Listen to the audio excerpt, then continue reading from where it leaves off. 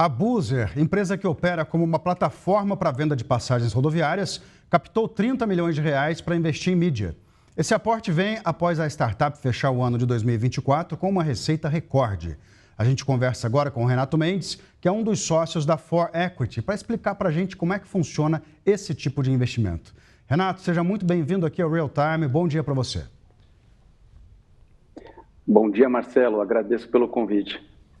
Renato, primeiramente, eu queria que você explicasse para a gente esse modelo de investimento. A gente sabe que a For Equity é uma empresa de venture capital, mas vocês estão colocando esse aporte aí de uma forma diferente, associando, né, o dinheiro que vocês investiram com investimentos em mídia especificamente. Como é que isso funciona? Eu acho que de uma forma simplificada, Marcelo, o que a gente faz é uma espécie de uma permuta de mídia por equity.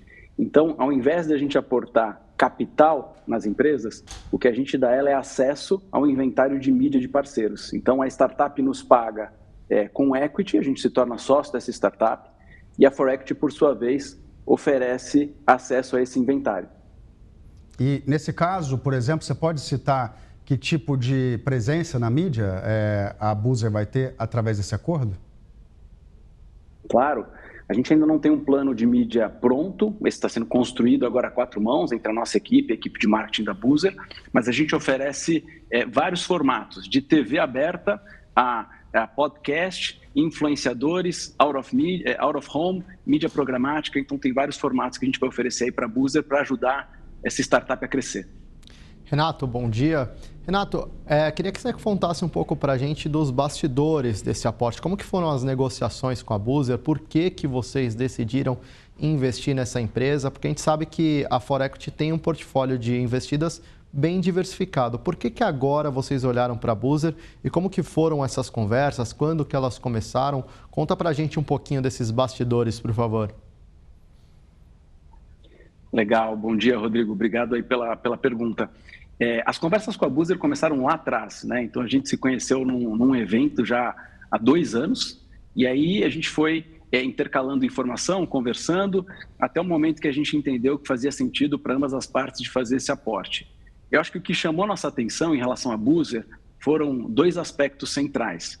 O primeiro é que quando você olha para a Buser, você vê, eles estão fazendo assim uma verdadeira disrupção nesse setor de transporte rodoviário, que se assemelha muito ao que a Uber fez com os taxistas lá atrás, né? Então, a chegada de uma startup com uso de tecnologia que oferece um serviço de mais qualidade a um preço mais baixo. E aí isso faz com que, naturalmente, o consumidor final abrace essa solução. Então, você tem cada vez mais pessoas, hoje já são milhões de pessoas, que usam o serviço da Buser. Então, isso chama muita atenção quando a gente vê esse paralelo com o Uber e o sucesso que o Uber teve. O segundo ponto, Rodrigo, eu acho que a gente encontrou uma startup muito madura, né? Acho que uma startup que amadureceu muito daquela primeira conversa que eu citei há 2 anos e agora, né? Ela mudou um pouco a sua dinâmica de crescimento acelerado, né, para um crescimento estruturado. Então, a gente sabe que o setor de startups, de venture capital, teve uma arrebentação aí nos últimos anos e acho que a Buser passou muito bem por essa arrebentação. Ela se encontra hoje muito mais saudável, inclusive chegando a gerar caixa em alguns meses, tendo faturamento recorde, lucro recorde. Então a gente entendeu que esse era o momento ideal para entrar com a mídia e ajudar ainda mais essa startup a crescer. É fácil vender o peixe de vocês, Renato, para as empresas? Por exemplo, com um acordo desse tipo, que até uns anos atrás não era muito comum, as empresas entendem bem esse modelo de entregar uma parte de ações da empresa em troca desse investimento em mídia? Olha, eu vou te dizer que já foi bem mais difícil. Nunca é fácil, né? Sempre são negociações longas. Para você ter uma ideia, a gente, em média, uma negociação como essa leva em torno de 9 meses, tá? E, de novo, nunca é fácil, mas lá atrás já foi mais difícil. À medida que a gente foi fechando os primeiros acordos, então nosso primeiro acordo mais relevante foi com o Quinto Andar, e a gente começa a co-investir com fundos Tier 1, eu acho que os empreendedores e os outros fundos começaram a nos ver como uma alternativa aqui de fundraising e uma alavanca de crescimento para startups B2C, late stage. Então, acho que a gente entra com a mídia e com o nosso conhecimento, então consegue agregar e ajudar. Então, a gente tem tido uma relação cada vez melhor com empreendedores e fundos. Renato, você citou, por exemplo, o Quinto Andar, agora vocês estão fazendo investimento na Buser e vocês também investiram na Shopper, eu acho, no ano passado, né? São empresas de nichos completamente diferentes, de mercados completamente diferentes. Queria entender o que está no teu radar, que tipo de empresas vocês ficam olhando para fazer essa proposta de investimento em mídia e até para agora pensando em 2025, quais que vão ser as movimentações da ForEquity? O que mais que vem por aí? Legal. A ForEquity é um fundo relativamente novo, né? Está prestes a completar o seu 3º ano. A Buser é a nossa 12ª investida. A gente é agnóstico em termos de indústria, mas a gente tem uma tese muito clara de onde a gente consegue agregar valor para as startups. Então, a gente está olhando sempre para startups late stage, então série A, série B em diante, B2C, porque é onde a mídia consegue fazer a diferença, né, no awareness e na aquisição, de operações de Brasil, né, que operem no Brasil, porque a nossa mídia é toda aqui brasileira. E eu acho que tem uma coisa importante para nós, Rodrigo, que é assim, são startups que já entenderam o seu unit economics de aquisição. Elas não estão testando ainda a mídia para saber, elas sabem exatamente qual é o custo de aquisição, qual é o LTV do cliente, e a gente entra num momento de bastante maturidade para acelerar. Como a nossa tese ela tem uma série de detalhes, uma série de recortes, isso faz que poucas startups sejam elegíveis ao nosso movimento. Então, eu te diria que a gente deve fazer no máximo mais 1 ou 2 investimentos relevantes esse ano.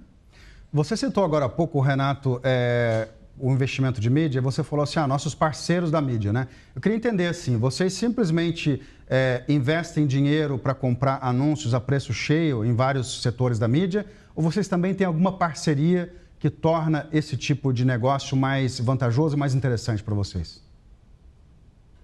Ótima pergunta. A gente opera, Marcelo, acho que o jeito mais simples de explicar isso se assemelha a um marketplace, em que a gente faz a ponte entre os players de mídia, que têm inventários que colocam à nossa disposição, e as startups. Então, quando a gente fala de um investimento de 30 milhões de reais na Buser, que inclusive é o maior investimento da história aqui da ForEquity, o que a gente está dizendo é que a Buser ganha um crédito de 30 milhões para gastar no nosso inventário, que é o inventário desses parceiros. Então, quando a gente faz um plano de mídia, a gente olha esses espaços disponíveis que a gente tem nos parceiros e desenha um plano de mídia com esse montante que atenda a necessidade da startup e que tenha, do outro lado, inventário disponível para ser utilizado. Renato, queria até perguntar para você, nesse cenário do Venture Capital, um pouquinho mais parado, não está tão parado, mas está um pouquinho mais parado. Esse investimento em mídia ele se torna mais atrativo para as startups? Startups, de repente, tendo um pouco mais de dificuldade para captar o investimento tradicional, digamos assim, elas podem recorrer para o investimento em mídia como uma alternativa ali para ampliar os seus negócios? Sem dúvida nenhuma. Um dos vetores de crescimento da ForEquity foi exatamente esse, né? O fato de o setor de VC ter um pouco mais de aversão a risco e a gente ter uma liquidez um pouco menor, isso impulsionou modelos alternativos como o nosso. O que é importante ressaltar, no entanto, Rodrigo, é que a gente sozinho a gente não vai conseguir ajudar as startups. Elas continuam tendo a necessidade de captar dinheiro porque tem outras alocações que são necessárias. A gente pode resolver a parte da mídia, mas tem a parte de contratação de pessoas, tem a parte de investimento em ferramenta, tem uma série de outros investimentos. Então, a gente nunca vai ser nem líder de rodada, nem vai resolver a vida de uma startup sozinho. A gente sempre quer co-investir e ajudar os empreendedores a encontrar seu crescimento. Renato Mendes, sócio da ForEquity, muito obrigado pela sua participação hoje no Real Time. Bom dia para você. Bom dia, muito obrigado pelo convite.